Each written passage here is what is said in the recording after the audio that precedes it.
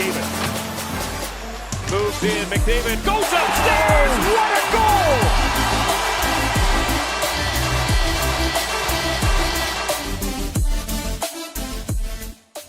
Hey guys, how's it going? It's Etanyos here. Welcome to episode number 14 of this NHL 21 Custom League Draft to Glory franchise mode here on my channel. If you guys have missed any episodes up to this point, go up into that top corner of the video right now. There will be a card with the link to the playlist so you can get caught up on whatever you missed. And also guys, do feel free to leave a like if you do enjoy this video, and also don't forget to subscribe to the channel. We are trying to hit 1,300 subs at this point, as we did hit 1,200 last episode, and I am, forever grateful for you guys and for, just how much you support me, and, just a hobby I enjoy doing. So, anyways, last episode, guys, we got through, the entire offseason, the playoffs, everything, and yeah, the Komets just had a rough go again. As a team that's considered a quote-unquote buyer, there really was not a whole lot of improvement here. The team, if anything, probably got weaker, which is unfortunate, but, certain players did see some growth and improvement, such as, Guerrero, Kim Whiting. Like, there were some good players, don't get me wrong there. Hartikainen had a great year too. So yeah, there's definitely a handful of guys that just improved significantly, but overall the team didn't get anywhere better, unfortunately. So hopefully this year we're going to see guys like Bentley, Kasparidis, players like that start making a mark in the NHL, and we'll see what happens with, guys like McMuffin as well as Mikis. There's lots of guys that we should be starting to utilize here over the next season or two, and I'm really excited to see what they can get done.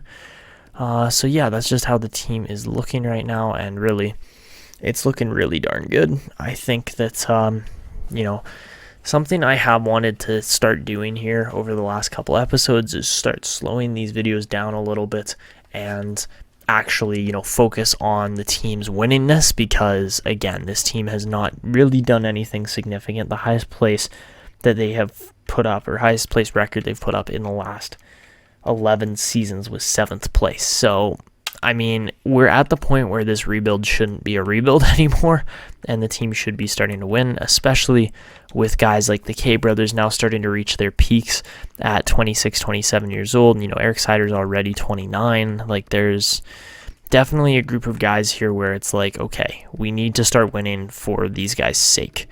So, yeah. Anyways, we're going to get into the draft here right away. I do want to pull off another blockbuster move for the upcoming draft class, because there are some fantastic players in here, and I would really like to get up into the top 10 or so, mainly to select a power forward this year, because again, we just don't have the greatest top 6 power forwards, and I think Matty Harakala, I believe is how you say it, would be a great option, and there are some other players in here too. So anyways, let's get started on this and see how the draft goes. Alright, so to kick off this draft, guys, we are going to be making a pretty big trade. Sudbury's got pick 10 and pick 15, and I would like both of those picks if we can pull it off. So the Sudbury Bruisers, alright here, they are listed as a seller, but if we do this right, I think we can pull it off. So for the 10th and the 15th overall picks, that's all I want. But we might have to take on more than that. I am going to offer a whole bunch of different prospects and players here that I want to, kind of get on the move, since they haven't really been making a big difference. First guy being Jesper Forsström. Unfortunately, 22nd overall pick, elite potential, just never really turned out. Never really got to that NHL level where it was yes, he's ready to promote. It just didn't happen. So he would be the first guy. Another guy that I, slightly rage ranted about last episode, but in all honesty, probably does need to go as well at this point, is Angelo Mackey, especially with the fact that we're going to be rebuilding this system very soon. So Forsström's the first guy. Mackey would be another one. And then after Mackey, I was also looking at potentially moving a guy like Garcia, just simply to clear out some bottom 6 spots for this team, since we are going to be acquiring some very good players in this upcoming draft. And then after that, we do need some more value on this, and I'm thinking we're going to go with Jake Daly. So those are the 4 pieces we're going to trade. Unfortunately, we do have to acquire some slightly worse players because of this, but that is okay. And I'm going to go with players that are undrafted. I believe Sinitson, yeah, Roman Sinitson, undrafted, so we can take him. And is McCardle, yeah, okay. So there's 2 defensemen that are undrafted. No guarantee they play for our team at all, but we're going to try this trade. I don't know if it goes through, but it's pretty even value. And there you go. All right, we get pick 10 and 15. Really solid, and that, definitely stacks our draft odds a bit better as far as acquiring at least a couple good players, because now when you look at our overall value here, we have 3 first-round picks, 2 second-round picks, and then 3rd, 4th, 5th, 6th, 7th. So that's actually, 1, 2, 3, 4, 5, 6, 7, 8, 9, 10 picks this year. Okay. Definitely the most picks we've ever had in a single draft, and I'm totally okay with that because it just means that we're hopefully going to get better players. So I do want to go through and kind of show you guys who I'm thinking of taking it with our first-round picks anyways. The rest of it I'm still kind of in the works of planning out, but I want to take this Harakala guy because 1, he's NHL ready, 2, he's power forward, and 3, he very well could be elite. So he's the first guy I want to go for. The next guy would be Bernard Thibault, because we are going to start building towards a pinch and cycle system just based on the defensemen we have. So he would be the second pick, and then this guy right here, Jorgen Steen, is also NHL ready. I want to pick up all those guys, so I don't want to trade for that pick. Sorry. No, Lethbridge, you can have your pick. Oh, Beauregard was really nice. Yeah, Jean Beauregard, just a nice pick there. All right. Oh, Drager was actually a really nice pick there, an elite. Yeah, elite playmaking winger. Oh, man. Anybody go out of order? Doesn't really look like it. All right, so for the 10th overall pick out of all of these different guys, because there are definitely some NHL ready prospects in here, I have to take Harakala because, again, power forward, just we need them. Okay, 80 overall. That's really nice. Yeah, that's a really good player. 6'1", 208, just a big body, can shoot the puck, can skate pretty well, has good physical. Like, just all around a good player for the 10th overall pick. At pick 15, let's see. Okay, Harakala was definitely the best pick available there for our system, which is really good.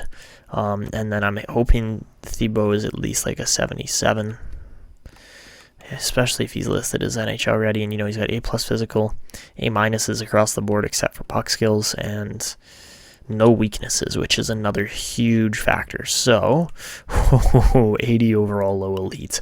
He is going to slot into the top 6 like immediately on this team, which is awesome because I think he's going to be great. So yeah, Bernard Thibault, great pick there. Ooh, Saperkin was actually a really nice defenseman too. Okay, I'm really happy with how this draft's going so far. And then we're going to go with our 3rd NHL ready prospect of the draft in Jorgen Steen, and he's 77 overall. All right, so definitely an AHL piece that we can work towards growing a bit in the minors, and I think we're going to sign him right away because that's 3 NHL ready guys that definitely are going to get some time here moving forward. All right, so now that first round's done, we got 3 freaking fantastic prospects. I am so impressed with how those turned out.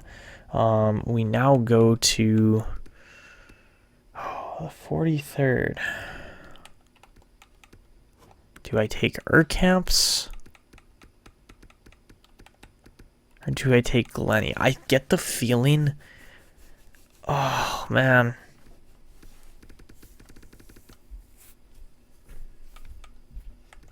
I think I have to take Urkamps. He's pretty much guaranteed a low elite. I mean, technically he could be low top 6. But, man, he looks good. Yeah, let's go with Kelvin Urkamps. I'm going to take him. And he is a... Okay, 71 overall 2-way forward. Interesting pick, But man, 71 overall still in the second round. Like, I'm so happy with that. That's another great pick. So I mean, overall, I am extremely satisfied with that Camp's pick. I think he's going to be great. Ooh, Surrey was nice.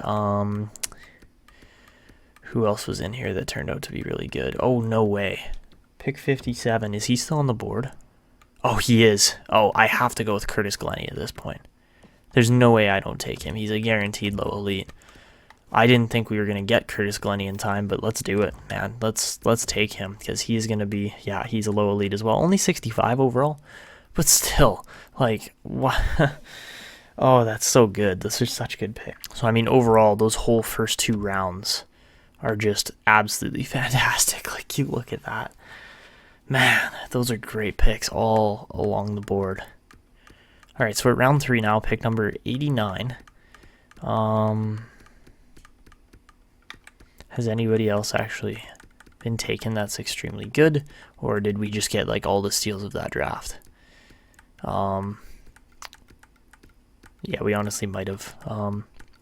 I know we've drafted all forwards so far, almost, except for Bernard Thibault, but that's okay, because you know I was looking to just add 1 or 2 defensemen this draft. So I think I'm going with Grayson Foy on this next one. He's an elite listed tendy, ranked higher than his scout ranking is, and let's see what he turns out to be. All right, 54 overall.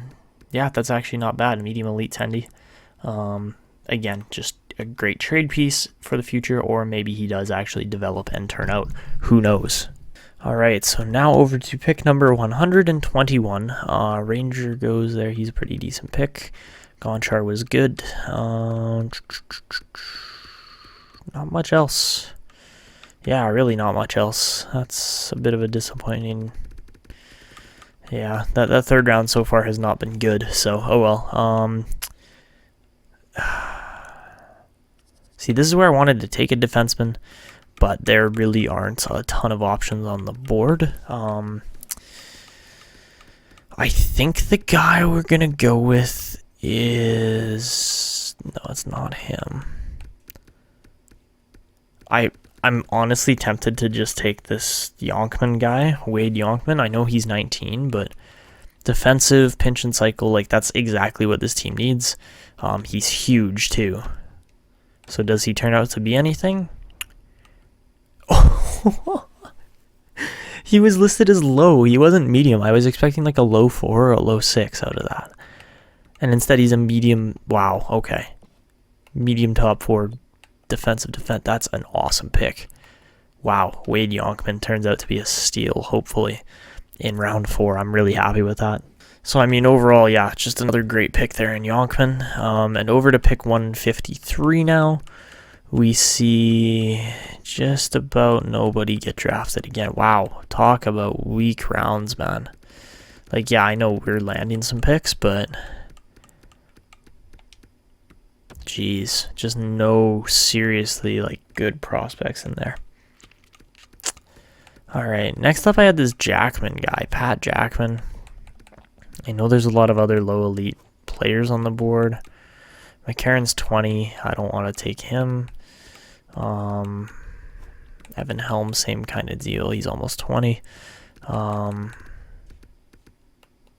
just got a good feeling about Jackman. He's got B- shooting and senses. Does he turn out? Pat Jackman is all right. Medium 6 center playmaker, but you know, I don't know if he'll actually make the NHL at any point, just because he is a 5th rounder and he's only 58 overall at almost 20 years old. But you know, put up pretty decent points in Niagara there, 47 points after not putting up any in 37 games the year before. I'm pretty happy with that. All right, so I mean, we haven't missed on a single pick now, and we're up to pick 185. So I am extremely happy about this. Usually our picks, you know, we miss a couple here and there, but usually we're pretty on point with the picks. But man, they have been good this year. Ooh, Trajanovic would have been a really nice pick too. Again, value-wise more so than anything. But all right, for our next pick, this guy was more of just, you know, for the laughs and I guess you'd call it shits and giggles. But yeah, this guy, he's an enforcer and he's huge. 6'6", 237 pounds, 20 years old. I want to take him for his size. I don't even care if he's a good draft pick or not. And Kent Miller is, okay, a medium top 9 enforcer, but he's huge. But he has just got, like, the most ridiculous size of a player we've pretty much ever drafted. I know Curtis Douglas was 6'7", but was he 240 pounds? He was close, I think. Curtis Douglas was 250. Okay, so I mean Kent Miller, a little bit smaller, but still at 59 overall.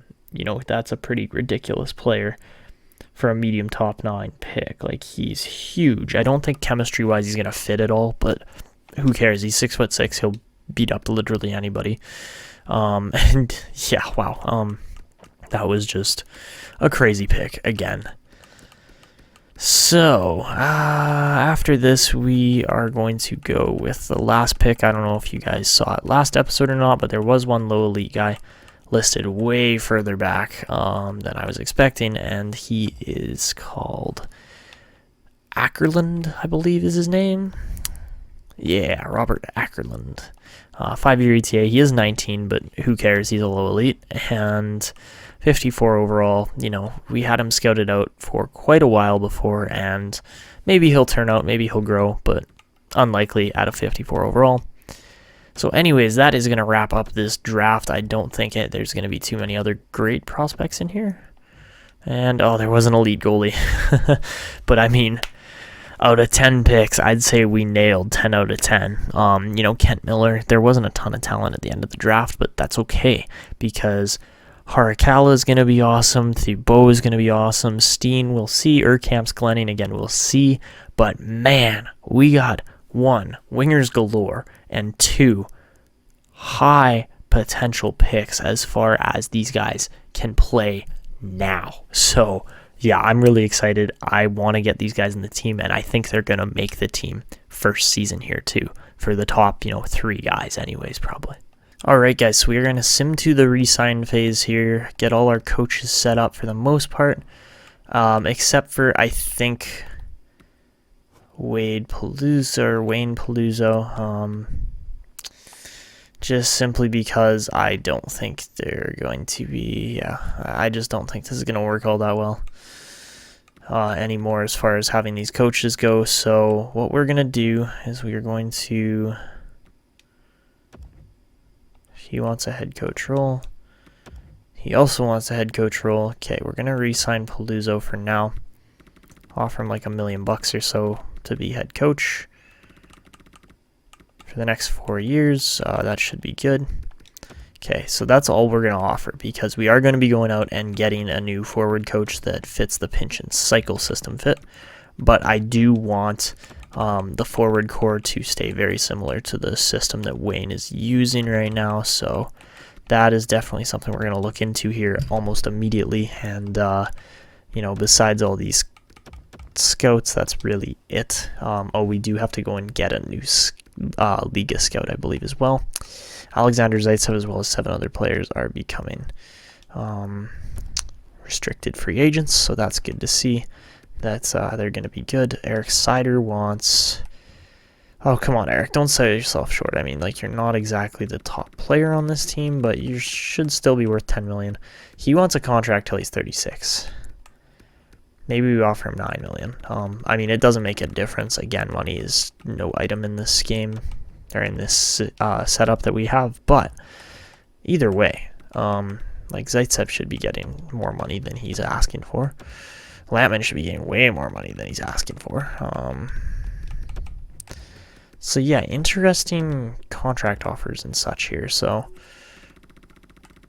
I mean, again, Guerrero, not impressed that he's not getting more money, but that's okay. We have to deal with it as it is.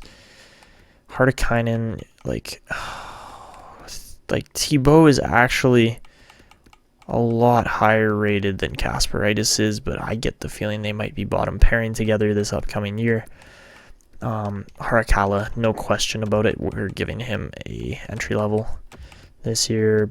Ruslan Butsayev, again, just been a really good piece for this team. So for 2 years on a two-way, we're totally going to sign him. And then, of course, Bernard Thibault has got to sign with this team as well.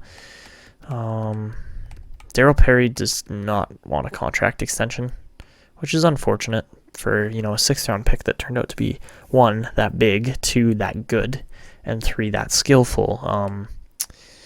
You know, he just never really quite turned into the shutdown kind of guy that we thought he was going to be. And yeah, by the end of the last season here, he was just not really contributing anymore, which is too bad, but he's been a great player still for the Komets here, and yeah, he was really good in the US League too. So I don't know if we even have any more room to offer him a contract. I get the feeling Christopher McKenna's career is pretty much over too. Well, not over, but like done with Kelowna anyways, as he's dropped off to a medium 6 at this point. So let's figure out who else we might be buying out and then go from there, because by position, you know, the centers are ridiculously stacked. There's no question about that. We've got 5, 6, 7, 8 solid centers. So that's more than the top 6, even though when you consider it, you know, we're going to have quite a few guys playing in top 6 roles that aren't necessarily in the correct position. Schroeder we have to sign this year too, so yeah, Pablo Schroeder going to get a contract. Glennie, Ackerland, and Urkamp's all, I'm going to let them sit for a year, and we'll see if they make a difference or not, but we seem to have a good left winger there in Harakala. As far as right wingers go, you know, the right wing's pretty darn solid throughout the team here.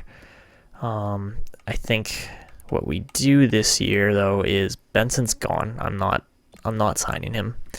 For a 4th-round pick, he just wasn't a great overall draft pick. Same with Cogliano. Like, I mean, he was undrafted, but when you got a guy like Steen or Sherov in here, these guys need to play over other guys. There's no question about it. They're just simply better. And yeah, that's the right wing. As far as defense goes, again, the defensive core on this team is just so rock solid throughout that hopefully they're going to start to actually produce and get better here. I'm pretty sure Felipe Meyer is like our all-time leading games played guy here with, let's see, he played 150 game season in Philly, so he's played like 874 games in Kelowna. Like, that's insane. He's been such a good two-way defenseman for this team. And as much as I want to keep him around still, like, I just don't know if that's the best play at this point, based on our roster spots and how everything else is shaping up. Well, I do need to buy out guys like Tate McCardle and Siniston, or Siniston, I think. I might have said that wrong, but it's okay. Sorelli we're going to offer a contract to as well. And then,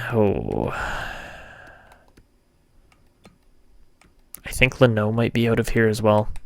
Again, I know he was a 33rd overall pick, but he's a medium 7th now at this point, and it's like, it's just not the best decision to keep him around anymore again. So yeah, I mean, we got 2, 3, 4, 5, 6. Well, 6 with Thibault, 7 with Kasperitis, but I'm sure it'll either be Grand Pierre or Thibault or somebody like that won't be playing probably. That's just the feeling I'm getting with this team right now. Yonkman's not going to get a contract either, not yet. So I guess we could do Sidhu and Dopita for 1 more year each if they want 1 year. Well, Dopita wants 2, but that's okay. So yeah, we'll offer those, and then for goalies, that's not great. Okay. Kim Whiting wants a $6.6 million deal until he's 33. I'm going to offer him 8 because, I expect him to be one of our better goalies here still. McMuffin's listed as a minor backup right now. Until he's listed as an actual backup goalie, I'm not going to be offering him a top-end role here, so I got to keep Tristan Weinrich around still. And I think that was everybody. There might be some more centers in here, like Daryl Perry's a no, which is sad, but I think that's what we're going to have to do. I don't want to release him, but advancing today here, let's see, Paluzzo resigns. Oh, let's go. Cirelli can't sign due to full roster, but Steen signs. Schroeder again can't sign due to roster. Lampman, Whiting, Harakala, Weinrich, Sider, Sherov, Guerrero, Butsayev, sorry. I almost said Butsayev. Sidhu, Dopita, Zaitsev, Thibault, all those guys sign. So that's good to see. So at this point, just with the guys that didn't sign and I want them to be in the minors, I think it is time that, well, Cogliano's gone. We're releasing him to get, okay, Schroeder's 1 roster spot.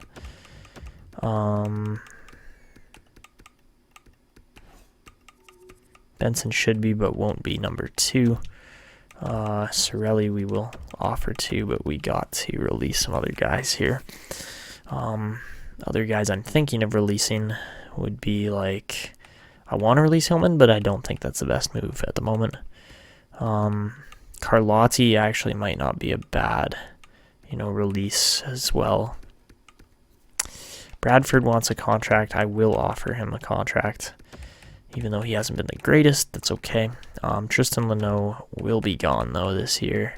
Same with Felipe Myers, and that should be enough roster spots. Maybe I will offer Daryl Perry a contract, but again, I'm still not set on that. So let's advance today. Those guys should sign. So looks like, yeah, Cirelli signs, Schroeder signs, Bradford signs, and the goalies are signed up. All right, so the only guy left with 1 of 2 roster spots remaining would be Daryl Perry. I'm going to offer him $3.5 million for the next 2 years, and I do expect him to still be in the NHL, but or in the CPHA, whatever you want to call it. So yeah, I'm totally expecting those guys to still be around. And yeah, there you go. He signs. So anybody else left? Just Benson. All right. So we are set to go to free agency now.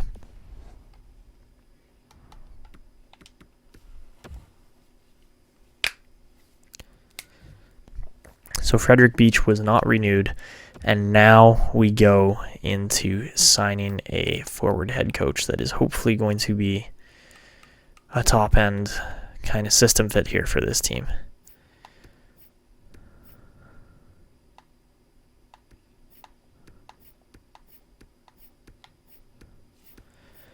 So that is very close to what we're trying to play. I don't know if it's exact, but Dante Spencer might be the fit there. The K brothers seem to fit really well. Obviously, most of the defense is going to be pretty good. Shield seems to fit well. Okay. I think it's going to be Dante Spencer for our, coaching decision here. He is a B overall as well. Eric Carlson also in there, but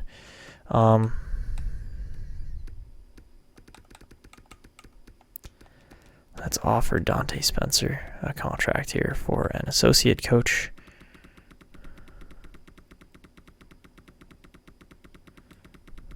He is 62 though, which is the one thing where it's like, that's not great.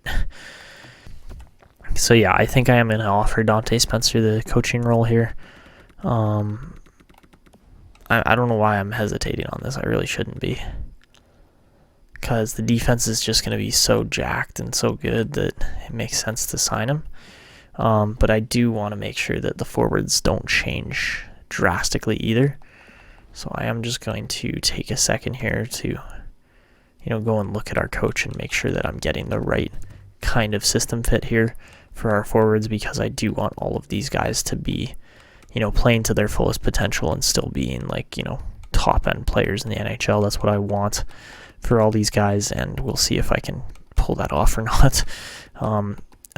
Thibault, you're not going back to junior. As much as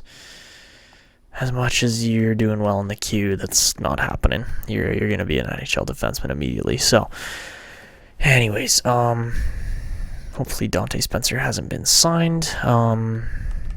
Let's go look at the coaching staff, because Wayne Paluzzo's forward group is really good. I can definitely vouch for that. But he is the pinch and shoot, which is the one thing that's not great, right? So we're looking for an overload first line, behind the net second line. I don't care about the third and fourth so much, but obviously a crash dump balance cycle would be nice. So yeah, let's give this a try. See if I can pull off a coach that fits exactly what I'm looking for, and then we'll go out and sign a very similar AHL head coach as well. So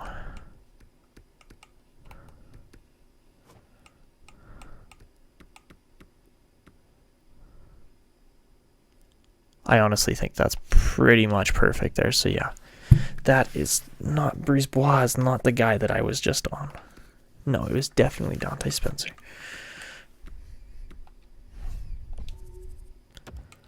I'm going to offer him an NHL associate coach job just for now.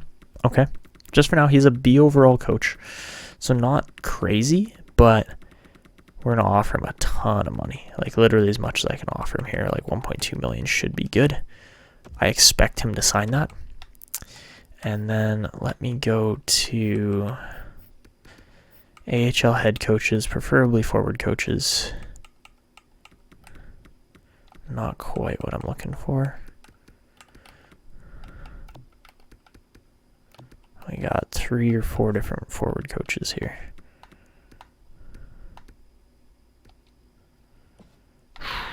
Okay, so that's not spectacular. If we go with AHL associates, there's got to be a couple in here that are decent.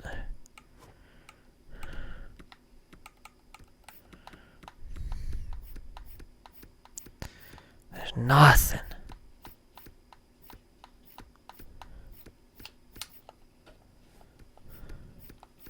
Those are all balanced now.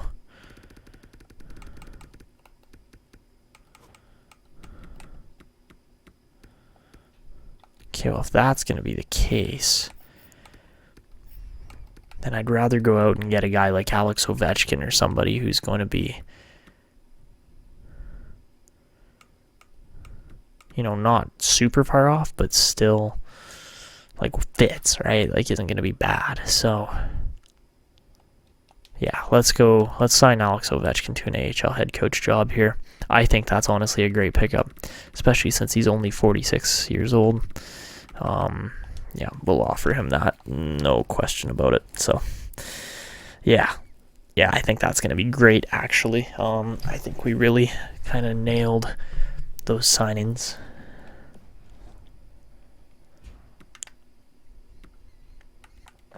So anyways, let's advance a day or two. I didn't actually look at free agents because I frankly don't care about them.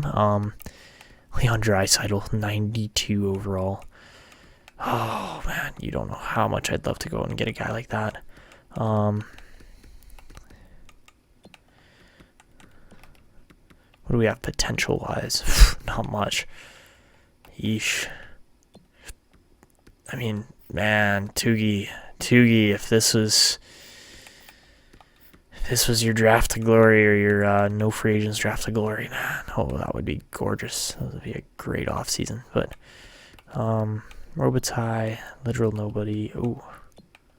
Jace Ulver.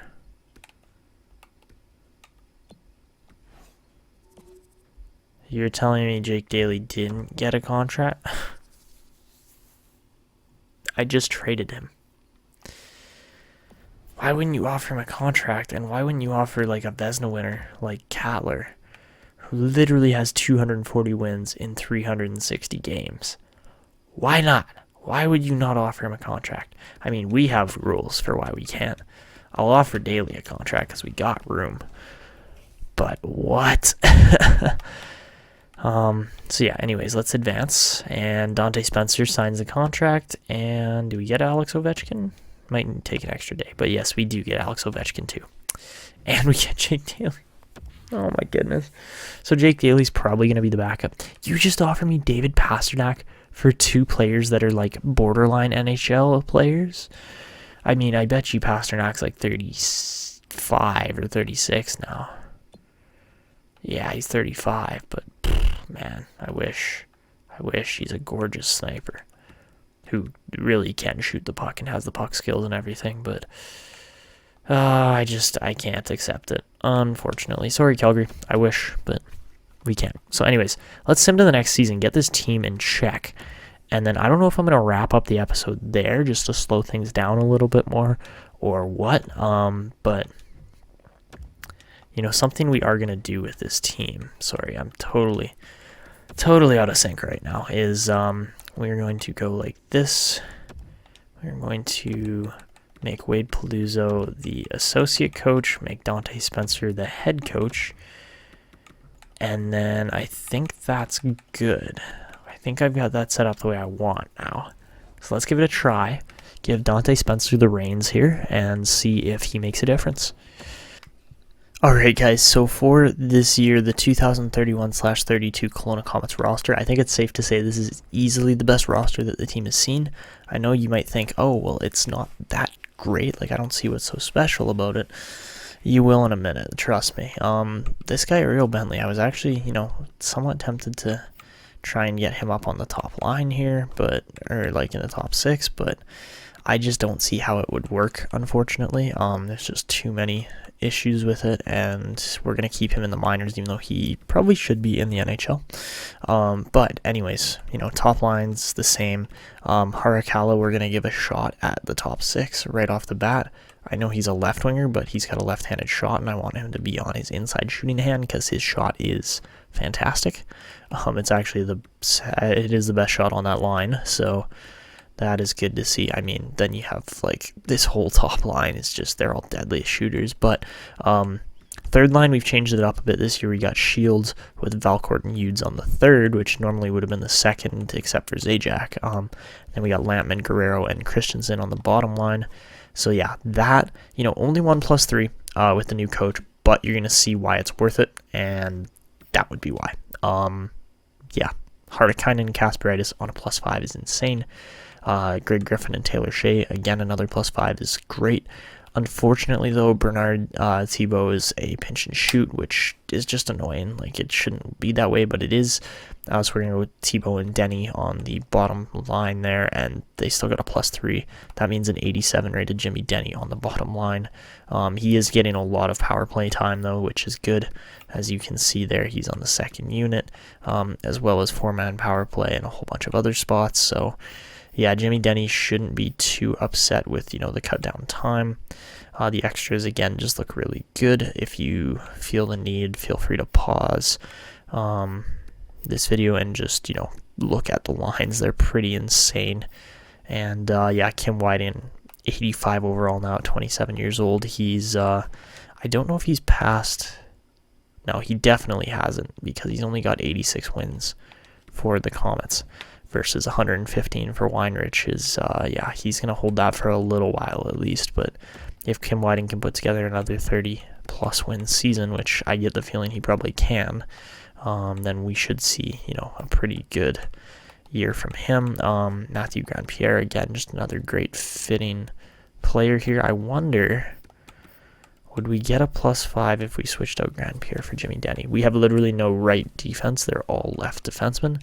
But I wonder, no, it's only a +3. It would have to be, yeah, it doesn't quite, actually, yeah, no, it doesn't quite work. Yeah, it would just be +3, so that's okay. It is what it is, and we are going to keep Jimmy Denny, who's literally rated as our best defenseman, still on the roster, even though I think Kasparaitis is going to be better by the end of the season, just simply based on the potential and the guy he's playing with.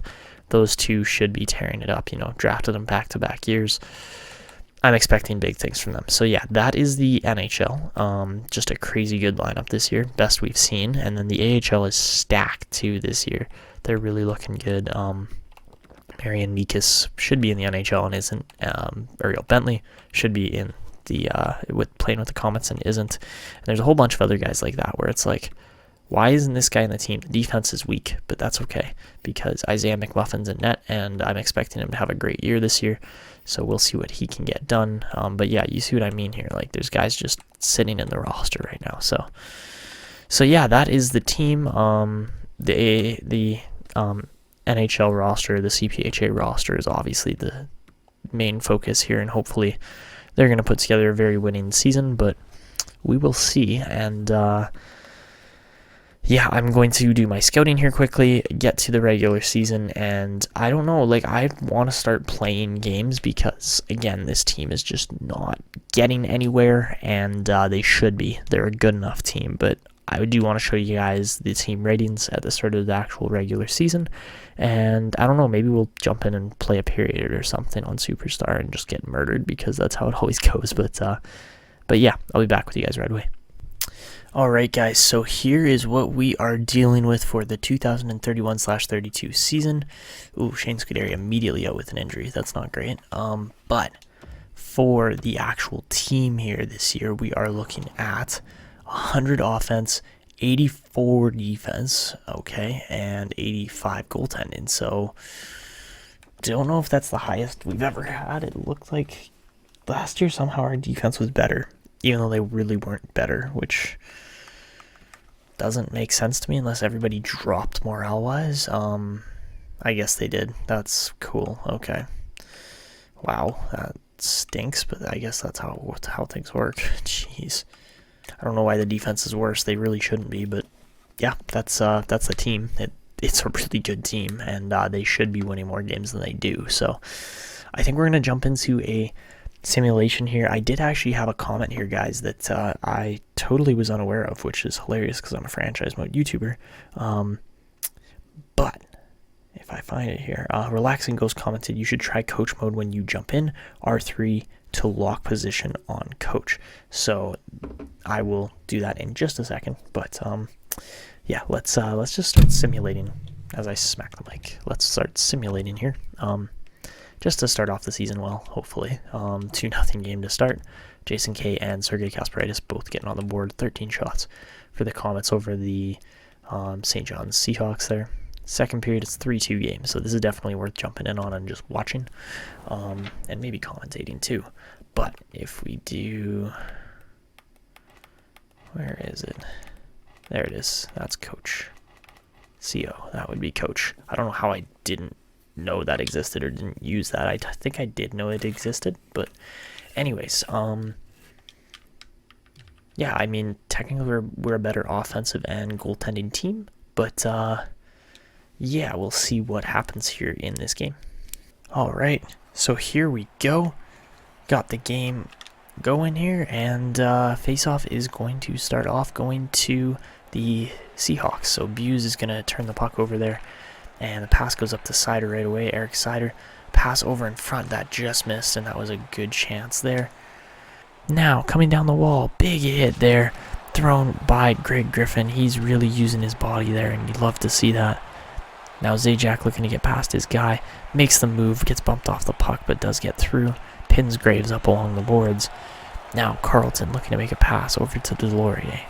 Delorier coming down the wall. He makes a move, gets past Udes, pass in front to Layton. Great shot and a save by Whiting. It's still loose. Pass back over to Layton, over to Gaucher. Gaucher with a great save there. And now Greg Griffin wins this battle, but it goes back to the point. Wu goes to shoot. That's blocked. Now Layton picks it up, and he is tripped. So Guy Valcourt gets bumped off the puck, and there you go. Power play for the Komets here. Oh, no, it would have been Kasparaitis, I get, because, yeah, Zaitsev or no Shields got it. Ooh, great shot there. Now, looking around, pass in front. Seider can't get the shot off, and it is cleared. It's Shields and Kasparaitis, okay.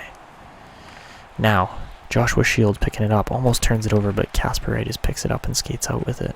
Now, Seider bumped off the puck, and Buse is going to get that over to Meach, over to Gaucher. Oh, and a good play there by Jason K to take the puck away. Jason K into the slot, and again, Seider can't get the shot off. We are going to change up the power play units here a little bit. Now, pass up front. Now, Valcourt over to Zajac. Zajac with some space now.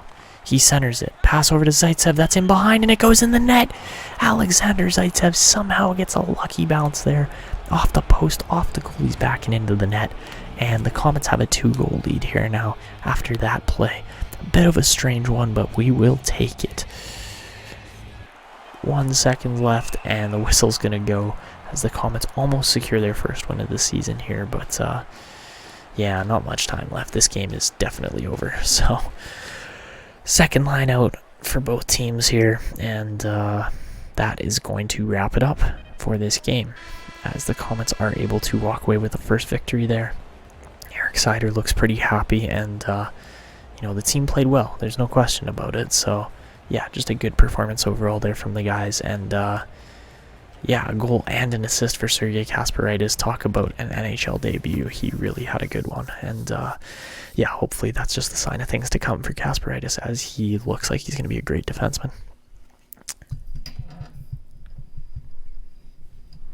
So guys, speaking of new players, I actually haven't introduced you to a couple of our new players yet, by the names of, Sergei Kasparaitis, and I guess the other two would be Bernard Thibault and, who's the last one? Last one would be Harakala, I believe. So guys, here is Sergei Kasparaitis, the one of the newest additions to the Komets. He's been in the system for a couple of years, but now is really starting to move into towards NHL form, where he is going to be one of the top players in the league, hopefully for years to come. Looks like a really good player, and we got to put a presentation on him, because if we don't, what are we doing? I think for a goal celly, I would like to see make some noise. That would be a good one for him. And then for his appearance, does he have a beard? He does. He's got the stash going. Oh, that's going to look nasty. So nothing there. In the playoffs, though, he gets the big old stash going. You got to like that. Okay, so that's Sergei Kasparaitis.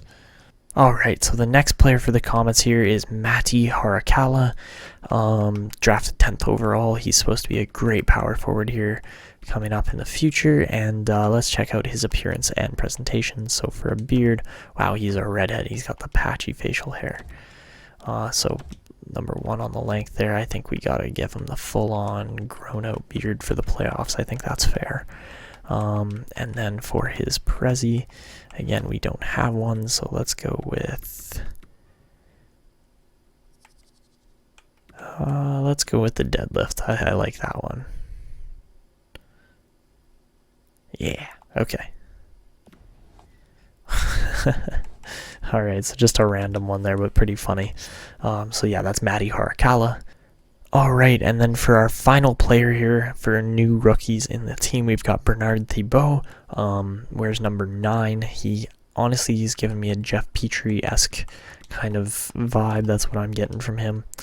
For his beard, he's got the goatee. He's completely bald almost, but interesting look there for a player. Yeah, so that's that's Bernard Thibault. For his presentation, let's go with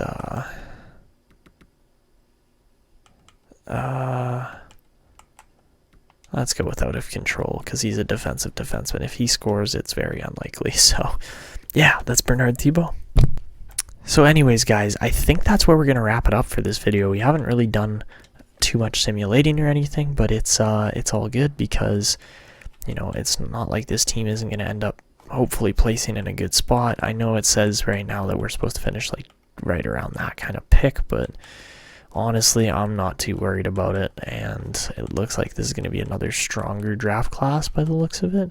Yeah, versus NHL ready. There's like supposedly a whole bunch of guys. Jean Beliveau comparison for Quincy Versey. Jeez.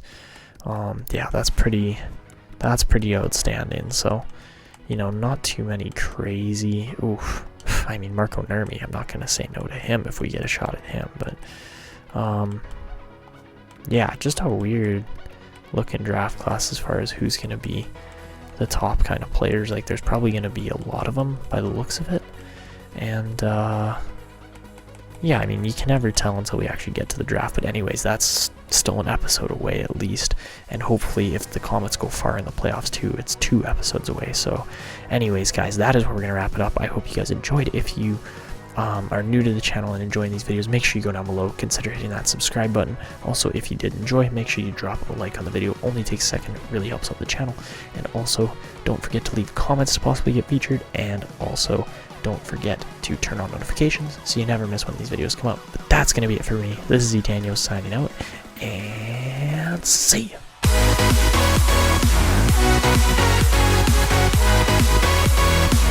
Bye.